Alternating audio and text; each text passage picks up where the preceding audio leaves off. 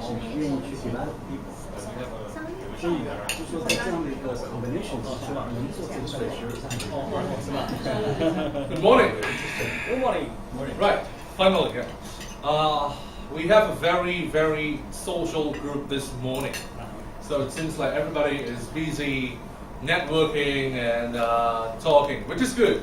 It's just that we have a presentation to carry on. So if you don't mind, we can actually introduce our speaker for this morning. Greg, as you can see here, is very old. Oh, get out of here. He does this every time. I came to Taiwan when I was 20, and 40 years ago. Yeah.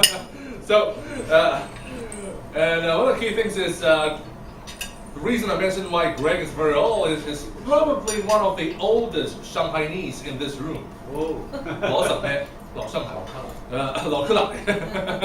So Greg arrived in Shanghai in 1985 to negotiate the building of the Shanghai Center, or the Portland Shanghai Center, Shanghai Shangcheng. And in fact, he was one of the few people to actually coin the term, the Chinese term for Shanghai Center, Shanghai Shangcheng. Right? The story was that the English name. You tell the story. Okay. I'll leave the story. We don't have the original version. And just want to find out how many of us are actually born before 1985. Okay, sure. Just want to check the room if there are any 85后, just so that we are on the same age. So without further ado, Greg has been negotiating with government officials, with business partners, even with Taiwanese gangsters, and you name it. We will look into what we are looking at in terms of negotiating across totally different kinds of culture. So can we give a hand to Greg? Before we begin, I just want to listen to you first. What do you think are the key competencies of negotiating across cultures? What is required to negotiate across cultures? Felix, you've done quite a bit of that. I think it's part of it is understanding what is stepping into the shoes of the other side and seeing from their perspective what they're looking for and being able to align with that. Being able to put yourself in the other person's shoes to see from their point of view, right? Anything else? Excellent. I know something should be most enough about our own source and the counterpart's requirement and something like this. Right. Yeah. Excellent. That's strategies or something. And does culture make a difference? Yeah, you should understand the culture of the other. Understand the culture? Yeah. What about your own culture? Is that important? Yeah, that's assumed you know that. What? Actually, that's an assumption that people make. Is it was Edward T. Hall. You're working on your MBA now, right? Famous interculturalist says most people don't realize their own culture until they leave their culture. And that was my case when I first came to China in 1985. I had studied Chinese culture so much for years before I came here, but I'd forgotten, what's my culture? Why do I think the way I think? So it's not just cultural awareness of yourself, it's also the cultural awareness of others. But knowing culture is not enough, is it? You got to be able to have a global mindset. And I don't know if you've heard of this concept. There's a school in Arizona called Thunderbird, and they use this a lot. In fact, there's an institute called the Thunderbird, it's called the Najafi Global Mindset Institute. And I actually went there 2 years ago to study this. Once you're aware, you got to have the skills to be able to switch, maybe to code switch or style switch. But what's the whole purpose behind this, of course, is to build trust relationships. It was John Samuels that said, if you don't have trust, you're not going to be able to negotiate. Some would claim that building trust relationships is part of global mindset, isn't it? But I like to kind of talk about it separately because it's so important. Do you agree with that, Felix? Or Thomas, is trust important in your own sales negotiations? Very much. Yeah, it's critical, isn't it? And of course, negotiation skills, right? But as you go through the first three competencies, you're going to find all that is going to help you with your negotiation skills. But we're talking about culture. What is culture? What does that mean? Culture. What's that? Language, history, language, behavior, or something like this. Exactly. It's language. It's the habits of people. It's behavior. Yeah. Tradition. It's tradition.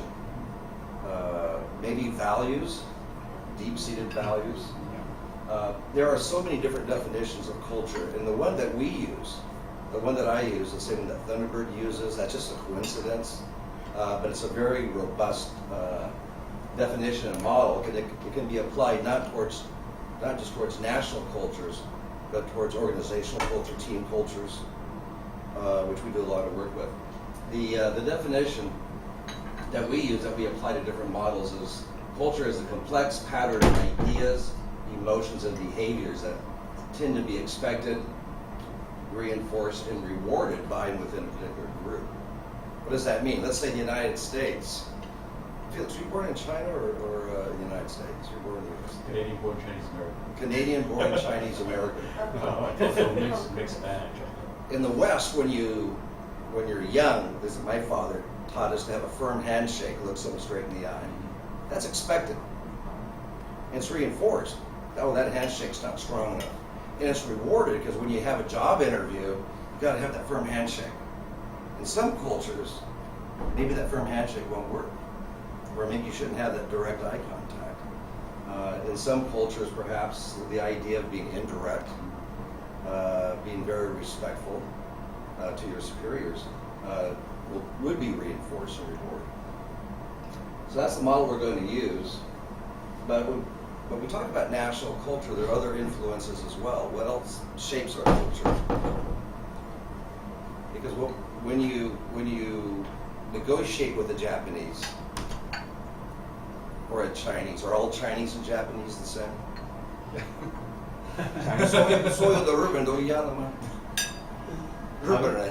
Are all Japanese the same? Not the same, but they have a typical. There is a typical thing. What about Chinese? Quite different. 所有中文是不是一样？ Very different. Very, very different. Yeah. Yeah, there are lots of influences that impact. Naturally, national culture is a big one, for sure. Yeah. We've done these cultural profiles with a lot of Chinese who have lived abroad for many, many years, who've been shaped by corporate culture, which is a big influencer, functional culture, which, if you're an R&D or an engineer, an architect, or a finance person, that's going to affect your culture. Host culture, you know what that means? That means those foreigners who have gone to the United States to live for a long time and have come back, or us foreigners who live in China, who've been here for a long time, we tend to adapt certain behaviors here. We're influenced. So all these things can make a difference. Is anyone we've got only one foreigner? Technically speaking, I mean, as an expat in China. No, there's actually, And then anyway, some. there's also from Japan, there's also me. Okay. The key thing is that if you're a foreign general manager in China and you are successful in China, the risk that you can have is your colleagues back home in HQ will tell you, why is it that you are becoming more and more like a Chinaman? Chinese. Chinese, yes.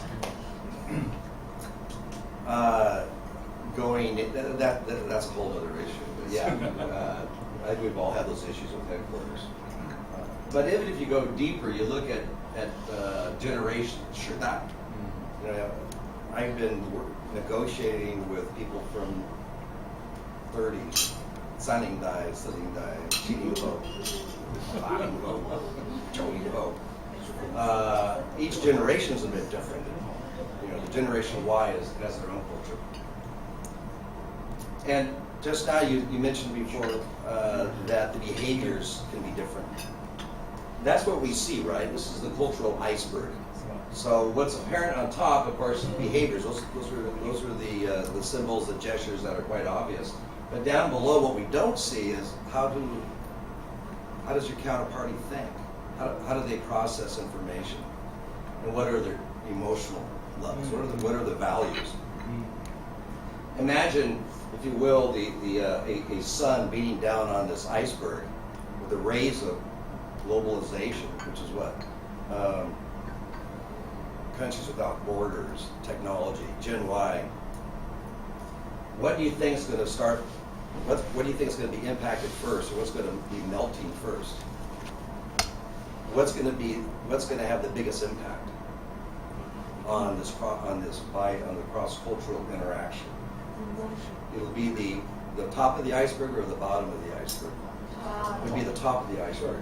And this is kind of what we see when you're negotiating with counterparties. They may appear similar to you in many ways, but deep in their core, they still have these emotionally as deep-seated values. We did a cross-cultural workshop for a company in Suzhou. The GM is Suzhou-Nese Chinese. You know, Oscar Wu. He's the chairman of DUSA in Suzhou. He's worked for a European company for 20 years now. But he says, Greg, in my core, in my heart, I'm Chinese. And he hired all these other Chinese from all over China who work for different kinds of corporations, who were influenced by their corporate culture, and so he's trying to build his own culture in his own company. But they're all on different pages right now. And so that's why we did a workshop, actually for Chinese to try to understand the differences between themselves and other Chinese. And there's only one German in the organization. It's quite interesting. The model we use is the one from TMC Berlitz. It's called the Cultural Orientations Model. You can use a unique cultural profile, but what's great about this, it's very robust. It's non-judgmental, so you can talk about people's orientations like indirect, direct, high context, low context. These are non-judgmental orientations. And what's nice about this model that we use is there's only 3 dimensions. Originally there were 10, but the 3 are very simple. The interaction style, which is what? The top of the iceberg. Thinking style, it's how people process information. And it's also the sense of self, which is those deep-seated emotional values. And what's nice about this is, of course, aligned with our definition of culture. The interaction style, the thinking style, the sense of self, again, represents that cultural iceberg. And these connections are all interrelated based on context. So culture is very dynamic. You know, how you relate and interact at work is different than how you interrelate and react at home, right? Or with your best friends. Well, let's look at the first. I'm going to skip through this because we don't have a whole lot of time. But the interaction style, these are the orientations that impact how we communicate, how we engage. Those are the visible ones that we see. And in this model, there are 17 cultural continua, 34 orientations. We're not going to go through all of these. But don't look at this as an either or. It's very fluid, and there's different degrees of intensity. The first one, and I was going to do a few of these, fluid and fixed. This refers to time, how we prefer to use time. Fluid cultures, okay, time's okay, it's nice to have, but is it really necessary? Is it really what drives you? Fixed orientations are those people that have that preference. Punctuality is important. Preciseness. When you think of Westerners, which country do you think that is very fixed? Well, first of all, do you think Asian cultures are more fluid or fixed? Fluid. Fluid. Yeah. Is that your experience too, Thomas? Thomas can tell the temperature of a swimming pool. If it's too hot or too cold. I hear this a lot from Westerners. Oh, a lot of the Asians or Chinese they're too fluid, they're not punctual. We've done this COA. I would say maybe half are that way, but the other half are not. You know, we're meeting tomorrow. I mean, Angela gets into work at 7:30 every morning, Yeah. maybe earlier. But in general, that seems to be the case. But you can't generalize. It's not a bad assumption to begin with that. When I first came to Shanghai in 1985, we had a deadline, 2 weeks, then we're out of here, we're going to negotiate this deal. My boss at the time, not Jack Portman, it was a guy just beneath him, made a mistake and told the Chinese that we got to cut this deal in 2 weeks because he has to go back to, he's Jewish, has to go back to the United States and go to temple. The Chinese knew that, and they dragged out the negotiations for 2 weeks, knowing that my boss had to leave the next day, and then really we made a lot of unnecessary concessions at that time. Chinese had all the time in the world. It was their home turf. The Japanese culture. We think the Japanese are fluid as well, I understand, but when it comes to time,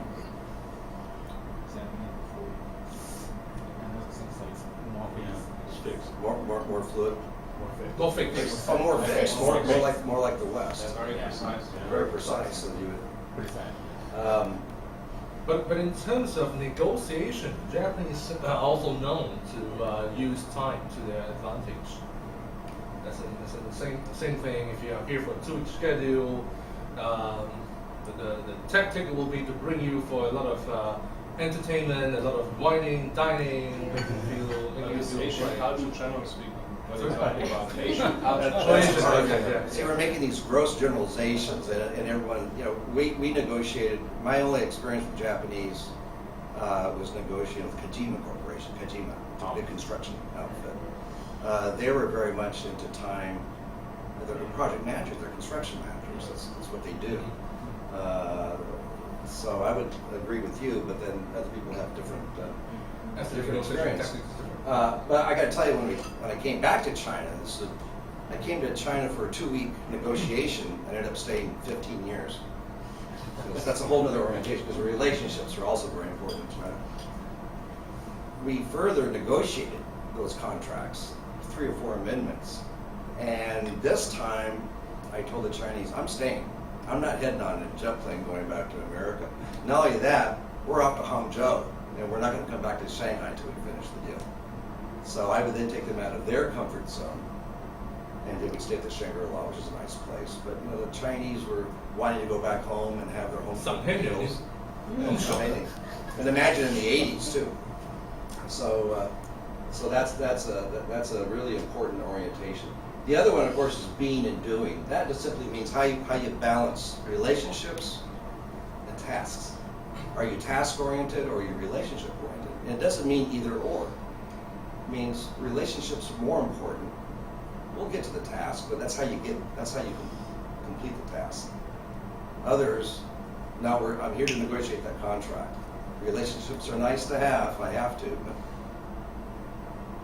which culture do you think represents more of the doing culture? Which West or Asians? West. What's that? West is about doing. And what about Chinese and Japanese? How does that impact a negotiation, do you think? How would that impact, or what's the viewpoint of a negotiation? Asian prefer, they will, how to say, first they will select whether they trust you, and then they will trust you to do the right side. And then they just focus on the general kind of how to cross, and then they will focus on the relationship. Exactly. And for the German style, especially because I'm working for a German company, and then Right. they will focus on, they will negotiate one sentence by one sentence, one clause by one sentence. That always pisses Chinese part off. Yes. Yeah. Yeah, and they say that if you focus on too much detail, it's kind of insult. That's a whole other orientation, which is called linear versus systemic, which you're absolutely right. And that's how you process information. The negotiation with a lot of Asian cultures, again, this is generalization, in itself is a process to get to know the other party. And you know what, after we sign this agreement, maybe we're going to change it later. It's not about the contract. In America, I've got the contract. This is it. We're going to town.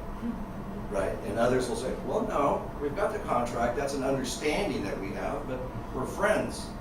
We can renegotiate later. That's changing somewhat in China. In India, it hasn't quite changed yet. So when the Chinese negotiate with Indians, Chinese complain, oh my gosh, those Indians, we signed a contract, we signed a purchase order, now they want to renegotiate with you. But nothing against the Indians. I love Indians. I've been to India. Very quickly, indirect, direct is quite obvious, right? A direct, Westerners tend to be what, more direct or indirect? Direct. Indirect sometimes it has to do with saving what, face. Yeah. Sometimes some Asian cultures will want to go through a third party. The informal formals is another orientation. In America, we're very informal. There are also formal opportunities, but in China, we just say it's more informal or formal. It depends. It depends. It does depend. It does depend, and it also depends on indirect and direct. You will have all these formal protocols and big negotiations, but all these little private one-on-one negotiations are taking place that are very informal. Now, just to make the discussion a bit more interesting, if we were to compare American culture with Italian culture, Italian, which is more formal, which is more informal? Hard to say. Americans are really more formal. What's that? Americans are really more formal. Compared to Really more Italians. formal. And the Italians are more. A little more laid back. Yeah, more like Chinese. Depends on what you Well, mean by formal, right? I mean, it depends what you- Americans yes. can attend the meetings Whoops. wearing jeans, but Italians, with my experience, they still are quite formal in the dress. Tracksuit. Yeah, Oh, that's a European Dress style. code, yeah, that's the appearance. That's the appearance. Appearance, we always talk about not appearance, yeah. But in this case, you're right, yeah. Yeah. The I went appearance to is correct. Florence a year ago with a former company. Italians all dressed very nicely, and I don't know if you know Gene Doris. Oh, am I on video? I Yeah, am. you are. And he walks in there with a purple T-shirt and jeans. It was just really embarrassing. But yeah. You mentioned the nice. What do you mean nice here? What's that? You mean a very nice dress, right? Yes. What do you mean by nice? Very formal or informal? Italian suits, they look nice. Yeah. No matter how bad you look, if you put yourself into an Italian suit, you look nice. Oh, very formal. A little more formal. Yeah. And the last one, of course, I'm going to jump, is the particularistic versus universalistic. And that orientation is just the rule of law versus the rule of man. In other words, universalists tend to want a standard of fairness for everybody, no exceptions. If you're particularistic, that means, hey, you can fudge the rules a little bit. It's called case by It's case. case by case, based on relationships. Here's one for HR. If you were hiring people and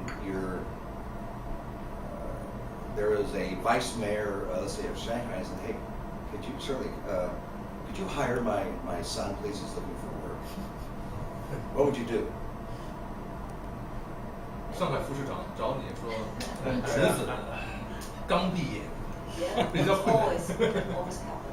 It always happens, but how do you handle Yeah, that? a lot of relationship, they say, I will recommend only the fresh graduates, and then, but normally what they try to do is that, okay, say, yeah, ask them to come to my office and then let's have a talk. First is the face issue, we need to do that. This is Yes. the process. But, for the next step, look, if HR think that he's not a qualified candidate, you can make these issues bigger and bigger, involve more and more people. Right. And then you say that, okay, the department head maybe have another concerns, my boss have another concerns, blah, blah, blah, a lot of concerns. Right. And then, yeah, the person who recommend these guys, and then he got the information, he got the signal. Maybe his son is not that good. But finally, it's okay, it's a win-win issue. That guy, definitely maybe he's not qualified to take the position, but it's the face issue. It's still a face. Yeah, it's really the face issue. Right. then we will focus on the process, not focus on the result. Right. Yeah. Good for you. Yeah, this is.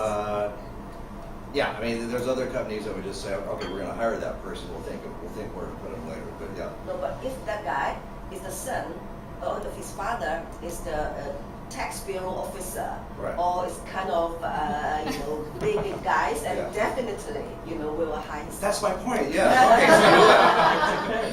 So it depends. It doesn't depend for good. It depends on how high the guanxi. If he's got the power to shut down your company, you better hire him. Great position. In the West, of course, that would it does happen, but not to that extent. I don't want to belabor that point. I'm going to jump this one. This is just a brief encounter, but let's go to the next dimension first. We'll do 2 more of these later. This is the thinking style. This is one level below in the cultural iceberg I talked about. And this is the orientation that shows how we process information. What do we think, or how we think. And let's just, for 2 of these, let's just do 2 of these. The bottom one is linear versus systemic, and that we talked about earlier.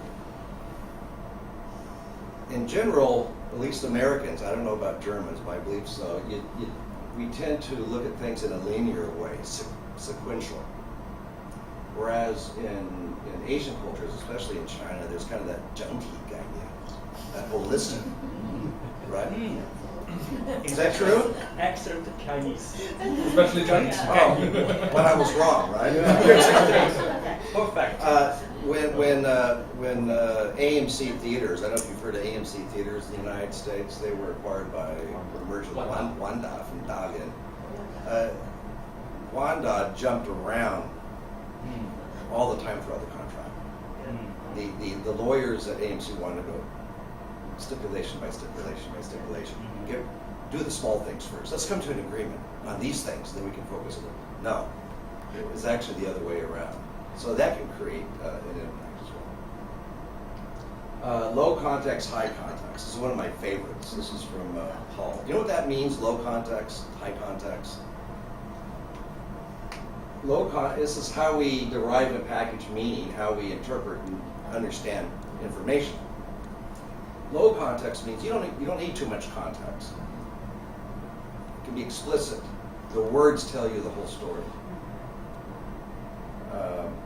In a high context, that you need the meaning is implicit. You need a lot of context to understand it, How to say no without saying no. which we'll get to. A little more diplomatic, but there's certain things that are just unsaid. So it's not just what you say; it's what you don't say. It's also those moments of silence. There's a lot of meaning there.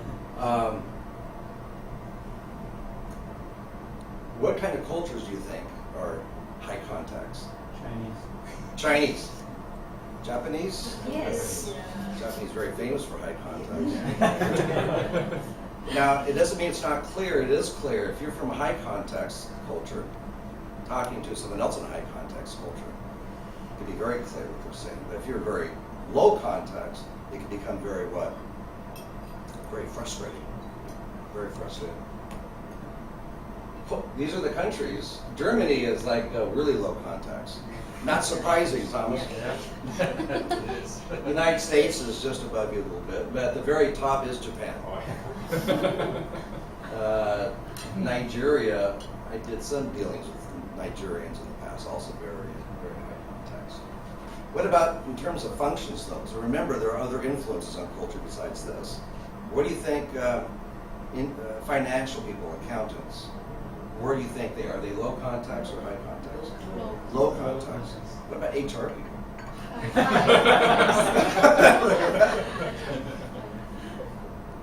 There you go. Finance, lowest. HR is the highest. And salespeople too, high context. What's that? Salespeople. Salespeople. Yeah, exactly. Yeah. Marketing sells. Yeah. Second highest. No surprise there. Here's a very brief encounter. It takes place in Japan.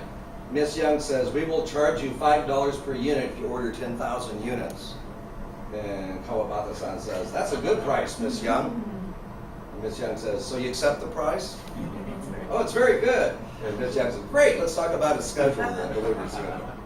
What's he saying?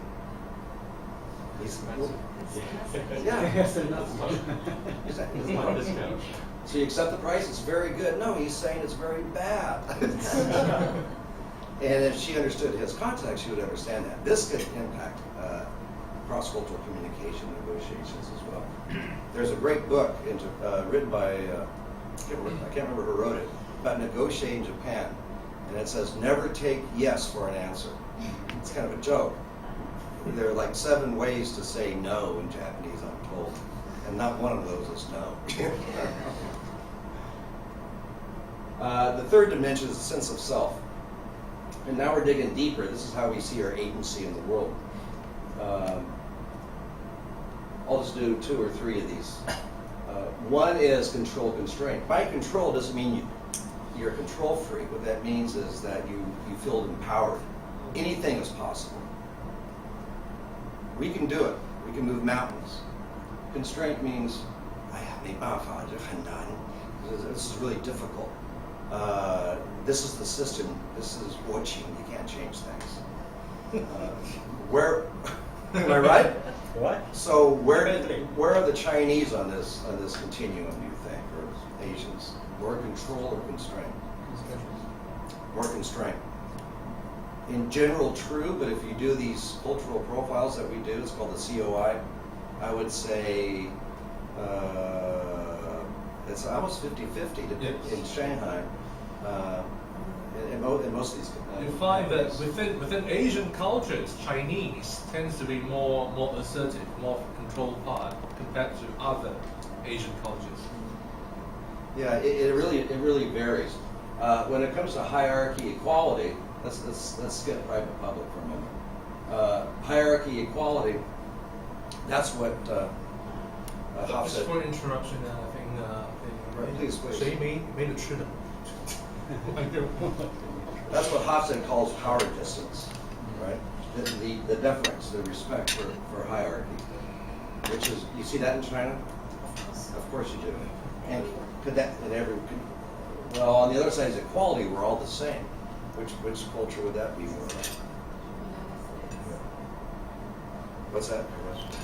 I was told by a German friend of mine that said actually Germans are a bit more equality oriented than Americans. Is that your experience? I definitely think so. You think so? He said when he goes to America, he sees that pecking order, the hierarchical pecking order, surprised me. But you definitely see it in China. That can have an impact on how you negotiate also. Something that's changing in China is collectivistic versus individualistic. GT versus Gurren-Zui. The collective, it's all about us. And that can affect a decision-making process. When you're negotiating in Japan, is it one person makes a decision or is there a group of people? Correct. It's a collective, yes. And there's, you mentioned history before, has an impact on culture. Thousands of years of rice cultivation, people working together, that has an impact. It's in their DNA. Traditionally, the Chinese also are collective, but we're seeing a change towards individualism. Maybe, I think in China, maybe it appears to be collective. Yes. But I think It appears. it's indeed Yes. individualistic. Exactly. Because the boss wants to appear that it is a collective decision so that people will take actions Right. afterwards. Right. But actually, I think in the end, it's the boss who makes the decision. And everybody knows it. Well, then, now you get into hierarchy too, right? Yeah. Yeah, so that's a good point. So when you negotiate with the other party, is the person that's making the decision, is he sitting across the table from you? Or is he someplace else? Somewhere else. And that is who you need to find out who that person is. And we'll talk about that too, about some of the issues with that I had negotiating with the Chinese government. And by the way, there's no one big monolith called the Chinese government. These are all individual ministries with bureaus with different agendas and oftentimes competing agendas. Which is normal. It's not just a China thing, it's everywhere. Oh, yes, yes. I'm just talking from a cross-cultural point. As an American, I can't talk about American government. I haven't really negotiated with the American government. Here's a quick brief encounter. Thumbs down. Jeannie asks, And I'm not picking on Japan today, just how did the meeting go last night? Tomoko-san says, oh, it was a very useful discussion. How so? Well, we all talked and Mr. Takeda explained his reservations about the proposal. Did anyone else agree with him? No, he was the only one who had some doubts. Jenny, who's no doubt in America, great, we won the vote. And Tomoko-san says, oh, there was no vote, of course, we postponed it. Why is that? Which orientation is that? Collective. I saw this on YouTube. I just wanted to share this. Now, that's right.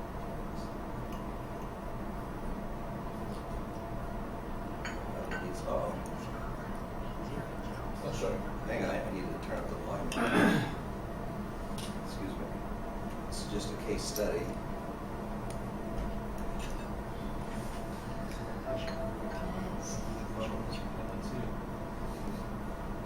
Not yet.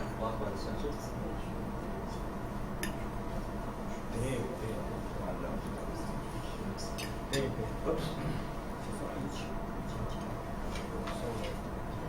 Oh, that one. Right here. It's okay. Just hold up.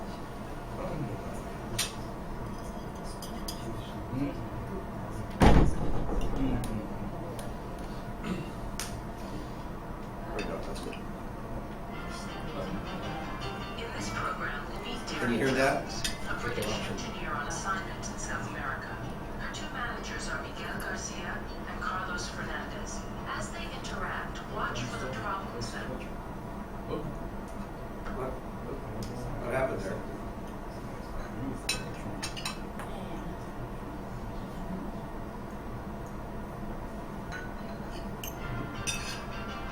In this program, we'll meet Terry Jones, a British engineer on assignment in South America. Her two managers are Miguel Garcia and Carlos Fernandez.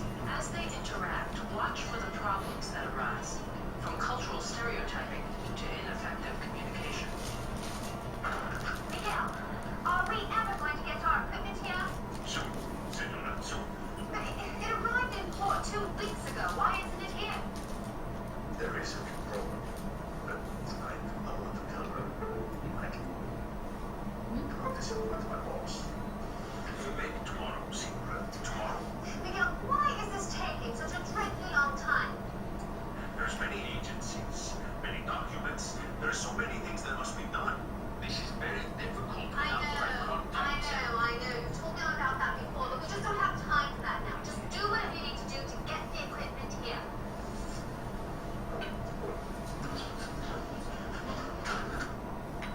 Can you hear that at all? Yeah. A little bit? What happened just then? Some goods didn't arrive in two weeks. Right. Just arrived, but didn't arrive at the site. Right. She's very frustrated, and he's. And what did he say to her? It's very complicated. There are many agencies. And, Right. Yeah. Oh, you have good hearing. What is that? When I first came to Shanghai, after we negotiated the project, we had I hate to use the word typical, American cowboy construction manager, and he didn't want to hear anything. And Carlos wants to say something. In fact, he's already told her 2 weeks before.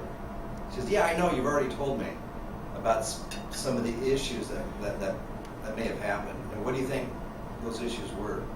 Maybe about customs, about getting things from customs. May have been, hey, we need some wine sheet. We need some relationships there. Let's continue this. Carlos!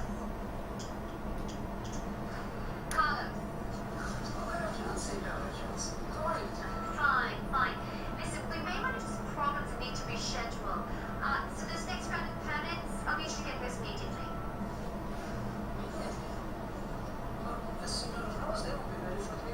Carlos, we might have to stop work if we don't get those right away.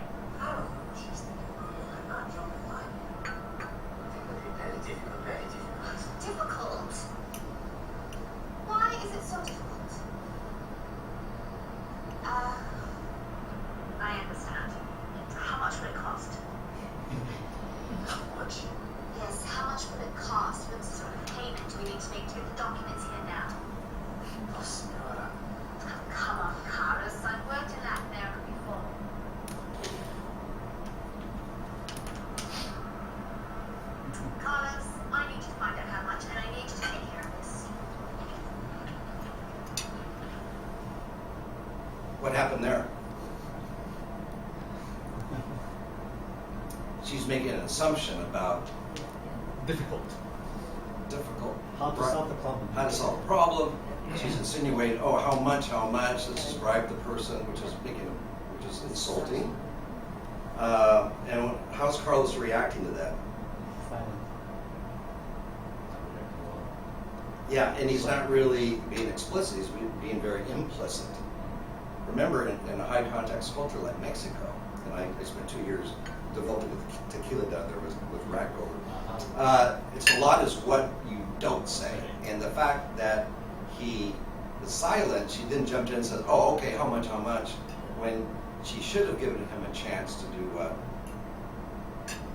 Maybe to explain, or maybe she could have asked some clarifying questions.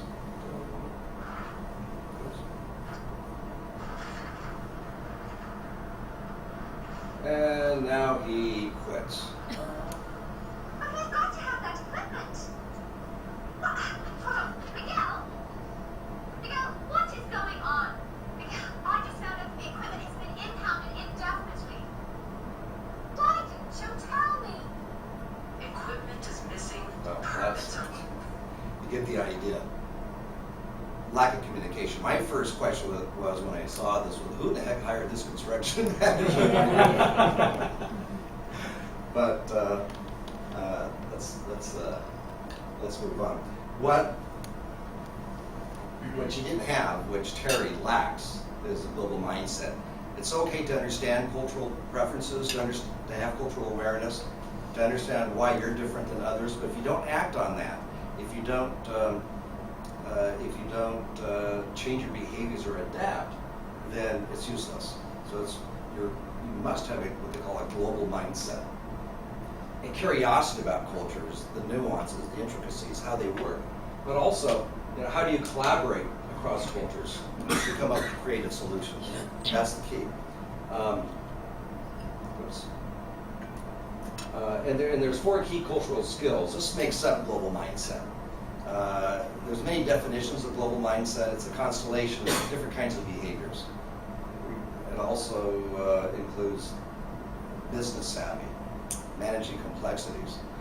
When I went to the Thunderbird Global Mindset Institute a couple of years ago, surprisingly, about 3/4 of the class were actually PhDs, interculturalists from famous universities.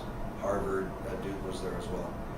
Their global mindset scores were not all, they were higher than the average. There's 20,000 executives that they've used the GMI on so far. They were pretty high because they scored very high in the cultural aspects, but not in adapting behaviors and negotiating deals and this sort of thing. So global mindset requires that ability to really collaborate across cultures, not just being culturally aware. The first thing you do, of course, is cultural due diligence. Once you know there are differences, okay, how do those differences or similarities impact a negotiation or a deal? And when you come across that, is it reasonable or feasible for my counterpart to change? I came to Shanghai in 1985. I met with Wang Dahan, and later I negotiated with Jiang Zemin. Was it reasonable for Jiang Zemin to change his style to meet mine? No, it wasn't. So in that case, what do? If you have these cultural skills, you need to code switch or style switch. You need to kind of switch modes. But let's say if it is possible for your counterparty to meet you halfway, then what do? Then you begin a cultural dialogue. You can actually explore these differences and negotiate compromise, or maybe you can meet halfway, or maybe you create a third culture. You see this a lot in M&As. When one company acquires another, that's one approach, is to, okay, where are the synergies? Can we collaborate in inventing a third culture? And then both sides can style a switch to make that work. Cultural mentoring is the 4th skill, and that's basically, if you're on a negotiation team, or if you've acquired another company, you need someone who can help others with cultural adaptation. It's an important skill. And you can actually, when you look at approaching other cultures, Cultural collaboration is one where you leverage cultural differences. That takes a lot of hard work, doesn't it? But it benefits everybody. Cultural avoidance.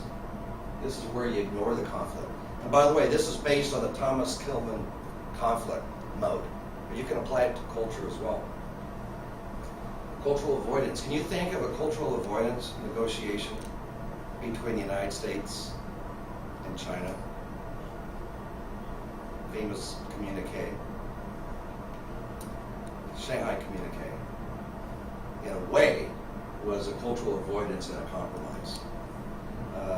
I met President Nixon. Anybody here heard of President Nixon? Richard Nixon? Well, a long time ago. Yeah. I met him twice in my life. The first time doesn't count. I was too young.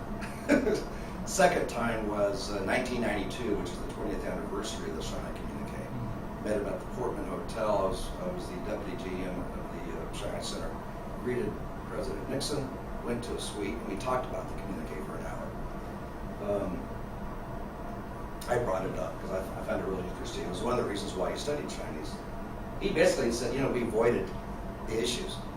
Originally, Nixon wanted to focus on the cultural collaboration, or what's right about, what interests do we have in common?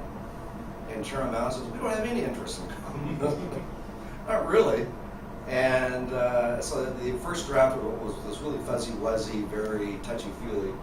And then Mao said, okay, we want you to agree, the U.S. side, that the revolutionary struggle is a just one.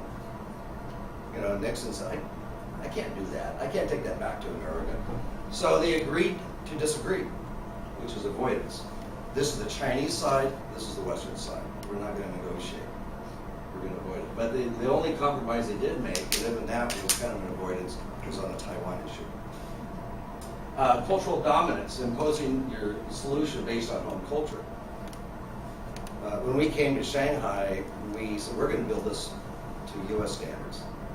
The building, the hotel. We're going to do it our way. So some things we did our way, but we quickly realized we had to compromise on other issues. One was, as CJ mentioned, the Shanghai Center. Mm-hmm. Has everybody heard of Shanghai Center? Yeah. What's that? Shanghai. We've always called it Shanghai Center. But in Chinese, you know what the name of on a business license, you know what it said? It said Shanghai Exhibition Center North Complex. Shanghai Zhanglangguan Beiguan.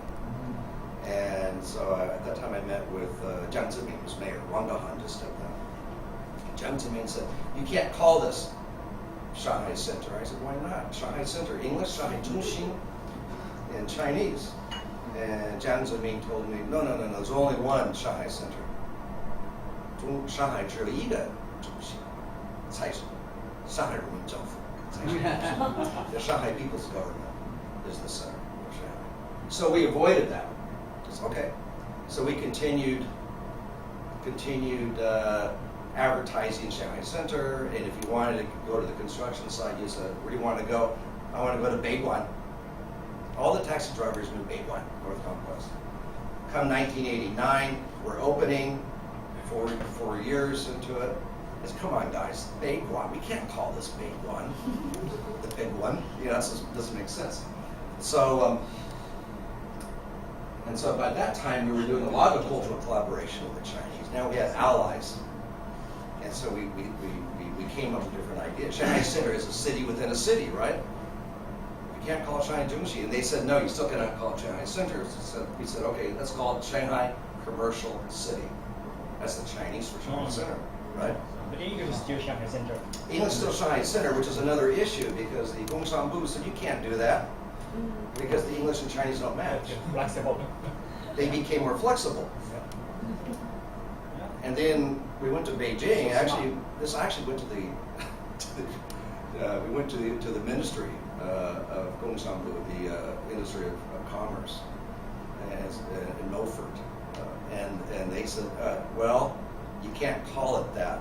We said, why? Because the word shang, commerce, is too sensitive. This is 1989. Nuts. So we required a special approval, which goes back to the particularistic orientation.